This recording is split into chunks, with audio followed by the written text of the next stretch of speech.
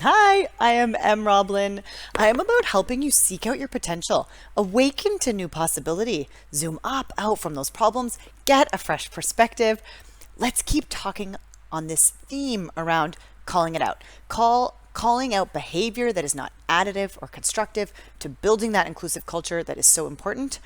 Um, if you haven't seen the other videos on this theme, go back and watch some of those. I know I said I was going to talk about calling it out today, but one of you reached out to me by private message. Thank you for asking me when was the last time that you were called out and what was the situation? I'm super happy to share. And interestingly, I think we can also unpack the art form of how to call somebody out, because I think this is actually a pretty good example of that too. So I just got called out a couple weeks ago. And what was the context? Just wrapping up a virtual workshop. So just in team. So we had myself, a co-facilitator, and a producer. And in that, after a program, we do a debrief. So this is built in.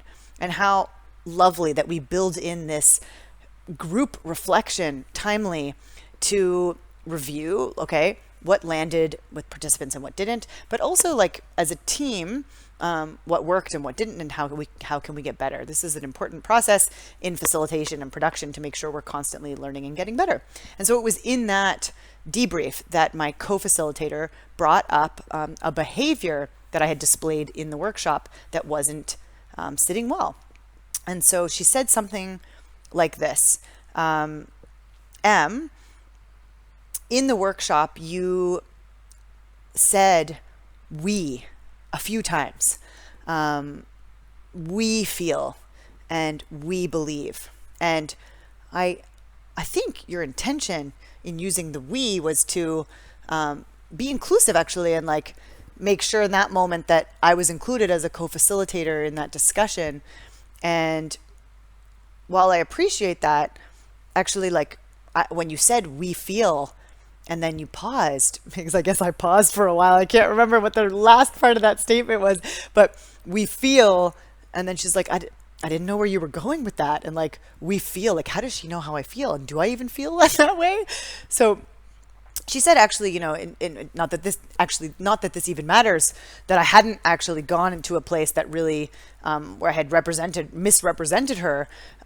However, like the recipe was there to potentially misrepresent her, and that's why we were talking about it.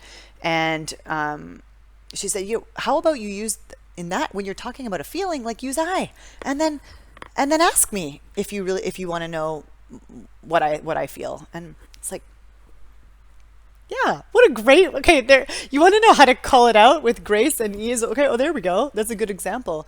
I felt, I felt it was a really good learning moment for me. And I've been really conscious of, I was trying to be inclusive, and it didn't work. It's so clear now. How could I make an assumption about how someone else was feeling?